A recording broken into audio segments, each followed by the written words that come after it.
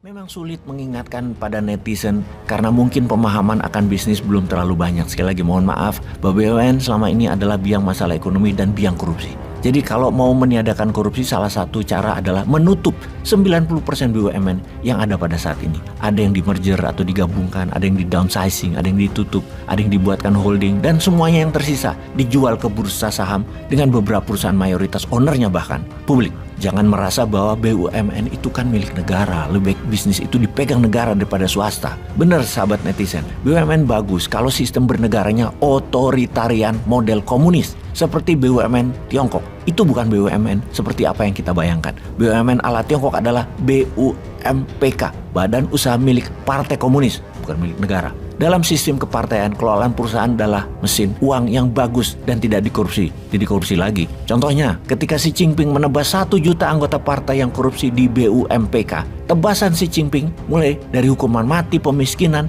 juga seperti di awal, keluarga yang ada di KK tidak boleh keluar negeri, tidak boleh pakai fasilitas negara. Hukuman mati kepada pelaku korupsi disaksikan anggota keluarga yang ada di KK. Ini kejam. Namun, begitulah kalau kita niat membuat negara Wakanda ini bebas korupsi dan tidak gila jabatan. Ketika menjabat, amanah. BUMN di Wakanda, kalau untung pejabatnya dapat bonus, tantiem, dan lain sebagainya, banyak dah untungnya. Kalau rugi, negara yang tanggung, APBN yang nanggung, pajak yang nanggung, rakyat yang nanggung.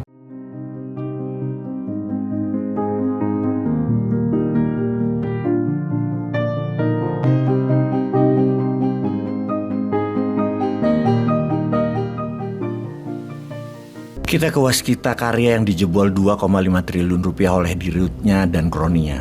Duh, angka korupsi kok gede-gede banget sih, triliun-triliun, sudah triliunan, tapi kok belum ada yang dieksekusi mati ya. Jadi aja masih banyak yang korupsi, gak ada yang takut sama hukum. Bagaimana supaya kapok dan keluarganya gak flexing-flexing kekayaan hak rakyat? Mereka didor aja kali, korupsi di atas 1 triliun mah dihukum mati, disegerakan. Plus, selain dimiskinkan, semua anggota keluarga yang ada di kartu keluarga selama 10 tahun tidak boleh pakai sarana publik seperti ke rumah sakit umum, ke sekolah negeri, dan lain sebagainya yang dibayar oleh negara. Biar merasakan efek korupsi yang merugikan masyarakat itu pantas anggota keluarga itu terima. Bahkan bukannya pelaku korupsi, namun dipastikan semua yang menikmati yang biasanya mereka adalah nama-nama yang di kartu keluarga itu buat pelajaran, tidak boleh pakai sarana umum yang dibiayai oleh negara. Sekali lagi, setelah mereka bayar semua hasil jarahan, setelah dimiskinkan. Peristiwa ini sudah sepatutnya juga menjadi peringatan kepada BUMN lain untuk benar-benar bekerja secara profesional dan transparan sesuai dengan peta jalan yang telah diterapkan.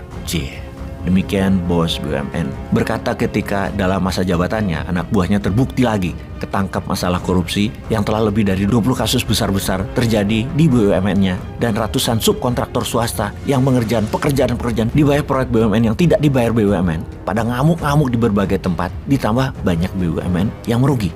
Sekali lagi, ada apa dengan BUMN ini sebenarnya? Memang sulit mengingatkan pada netizen karena mungkin pemahaman akan bisnis belum terlalu banyak. Sekali lagi mohon maaf bahwa BUMN selama ini adalah biang masalah ekonomi dan biang korupsi. Jadi kalau mau meniadakan korupsi, salah satu cara adalah menutup 90% BUMN yang ada pada saat ini. Ada yang di merger atau digabungkan, ada yang di downsizing, ada yang ditutup, ada yang dibuatkan holding, dan semuanya yang tersisa dijual ke bursa saham dengan beberapa perusahaan mayoritas ownernya bahkan publik. Jangan merasa bahwa BUMN itu kan milik negara, lebih baik bisnis itu dipegang negara daripada swasta. Benar sahabat netizen, BUMN bagus kalau sistem bernegaranya otoritarian model komunis. Seperti BUMN Tiongkok, itu bukan BUMN seperti apa yang kita bayangkan. BUMN ala Tiongkok adalah BUMPK, Badan Usaha Milik Partai Komunis, bukan milik negara. Dalam sistem kepartaian, kelolaan perusahaan adalah mesin uang yang bagus dan tidak dikorupsi. Jadi korupsi lagi. Contohnya, ketika Xi Jinping menebas 1 juta anggota partai yang korupsi di BUMPK, tebasan Xi Jinping mulai dari hukuman mati, pemiskinan, juga seperti di awal, keluarga yang ada di KK tidak boleh keluar negeri, tidak boleh pakai fasilitas negara. Hukuman mati kepada pelaku korupsi disaksikan anggota keluarga yang ada di KK. Ini kejam. Namun, begitulah kalau kita niat membuat negara Wakanda ini bebas korupsi dan tidak gila jabatan. Ketika menjabat, amanah. BUMN di Wakanda, kalau untung pejabatnya dapat bonus, tantiem, dan lain sebagainya, banyak dah untungnya. Kalau rugi, negara yang tanggung, APBN yang nanggung, pajak yang nanggung, rakyat yang nanggung. Dan untuk membuktikan swasta versus BUMN, semua proyek BUMN pasti outsource ke swasta. BUMN itu hanya project management yang harganya 3 kali lipat dari ongkos membangun atau produksinya. Sehingga semua proyek yang dipegang BUMN harganya paling tipis adalah 2 kali harga swasta. Kenapa nggak langsung ke swasta? Itu aneh bin ajaib. Oh lupa. Perlu pejabat di komisaris atas tim ses dulu yang telah berhasil menjelek-jelekkan lawan politik dan telah dengan sungguh-sungguh memprovokasi lawan. Mereka perlu tempat duduk enak di komisaris yang mana hal itu tidak akan pernah dilakukan Newman nanti kalau dapat mandat. Lah dari 800 BUMN kalau komisarisnya 5, ada 4.000 tempat duduk nyaman ber-AC nggak kerja dapat cuan bulanan. Bakal hilang, tinggal 0. Ya nggak mungkin lah. Tapi ya udah kalau sekarang masih ada 800. Ini tidak akan dilakukan sampai ke depan dan mengecilkan BUMN tinggal 50 tidak akan dilakukan sampai ke depan kalau lihat dari yang dipajang pejabat calon 2024 sekarang kecuali merekrut bosman jadi tim ses juga itu akan disapu bersih itu BUMN. Tapi nggak mungkin juga yang ngimpi bosman ini. Jadi ketika kita mengatakan kalau BUMN yang di bawah kementerian adalah biang masalah, maka ribuan komen akan menganggap bosman halu dan salah. Kalau salah dibilang bodoh, ya memang bodoh, ngaku pinter kok, tenang aja bro. Oke, kita lanjut. Fakta data lagi saat ini adalah kalau BUMN tidak ada atau hingga tersisa 50-an perusahaan aja, kemudian semua ada di bursa saham, maka saya yakin UMKM akan meningkat hingga bisa menopang PDB Indonesia lebih dari 50% PDB nasional. Saat ini PDB nasional dalam 1 tahun itu ditopang oleh bisnis oligarki dan BUMN itu menguasai 50% lebih uang beredar. 20%-nya APBN, UMKM yang menghidupi 97% masyarakat hanya 30%-an porsinya. Sudah sekian panjang pejabat negara, udah 7 presiden, UMKM masih warga negara kelas 3. Setelah nomor 1 oligarki dan BUMN, nomor 2 rebutan anggaran, nomor 3 yang 97% populasi baru rebutan kue 30%, ampas oligar dan sub kon BUMN. Kecil peran pemerintah di UMKM. Bertumbuhnya UMKM semua karena autopilot. Kalau ada sentuhan pemerintah malah rugi. Contoh desa wisata, petani dengan pupuknya, harga gabah, nelayan, apa saja yang ada pemerintahnya, pasti ada mafianya. Ya kapan tumbuh UMKM-nya? Yowes, kita ke BUMN yang korup. Menek BUMN kayaknya kerjaannya banyak banget sehingga tidak waspada dan tidak fokus membenahi meningkatkan kinerja. Dibuktikan dengan banyaknya kasus besar korupsi dan masih minta subsidi APBN BUMN itu sampai 70 triliunan. Namun realita, minggu lalu kasus korupsi meledak di BUMN. Kejaksaan Agung Kejagung telah menetapkan Dirut Waskita Karya Destiawan sebagai tersangka kasus dugaan korupsi penyimpangan atau penyelewengan penggunaan dana PT Waskita Beton tahun 2016-2020. Dalam kasus itu, tersangka Destiawan berperan dalam memerintahkan dan menyetujui pencarian dana supply chain financing atau SCF dengan menggunakan dokumen pendukung palsu untuk digunakan sebagai pembayaran utang-utang perusahaan yang diakibatkan oleh pencairan pembayaran proyek pekerjaan fiktif guna memenuhi permintaan tersangka. Diketahui kerugian negara adalah 2,5 triliun. Dalam perkara ini terdapat 8 orang tersangka lainnya sebagai kaki tangan kejahatan terorganisir yang tidak rapi.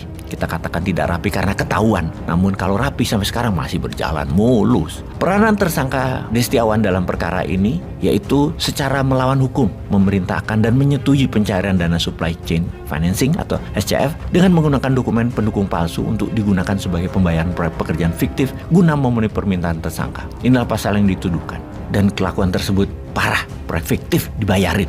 Destiawan sendiri ditunjuk Menteri BUMN sebagai Dirut Waskita Karya baru pada Juni 2020 setelah memimpin Waskita Karya sebagai Dirut sejak Juni 2020 tersebut kembali diangkat di Februari 2023 untuk periode kedua. Disinilah ketidakwaspadaan Pak Menteri. Mungkin terpesona dengan info-info pembisik yang mengatakan Destiawan itu orang prestasi. Proyek Simpang Susun Semanggi dibangunnya. Sejumlah proyek infrastruktur Bali mendukung G20 dirampungkan, seperti penataan jalan Simpang Siligita Kempinski, showcase mangrove di Nusa Dua untuk penataan jalan mencakup pedestrian, saluran air, jalur hijau, dan ducting utilitas. Pada 2022 juga Waskita Karya menggarap proyek pembangunan Masjid Syekh Zahid di Solo yang dituntaskan pada Maret 2023. Anak buahnya Destiawan, Direktur Keuangan, ditangkap Desember 2020. Direktur itu juga anak buah Menteri BUMN tentunya ketika ditangkap. Jujur masa sih ada anak buah salah? Nggak ada kayaknya. Yang ada adalah nggak waspada sampai ke sana atau bagaimana nih Pak? Kan supply chain financing pasti ada tanda tangan Dirut dan ketika Desember ditangkap Direktur Keuangan, di Kejaksaan kan sudah tahu itu proyek fiktif. Ya pasti mainlah Dirutnya, kok bisa diangkat lagi jadi Dirut di Waskita Karya. Aduh, ini kalau nggak waspada begini, bagaimana kita bisa mengentaskan korupsi di BUMN? Bagaimana bisa membuat BUMN profit tanpa subsidi pemerintah? Bagaimana membuat BUMN yang semua punya hutang besar-besar jadi perusahaan sehat? Opo sampean tadi Menteri Olahraga wae ben bal-balan masuk jalur Piala Dunia yang diadakan di Indonesia. Iso dadi wapres lo sampean malahan lewat jalur bal-balan. Peace.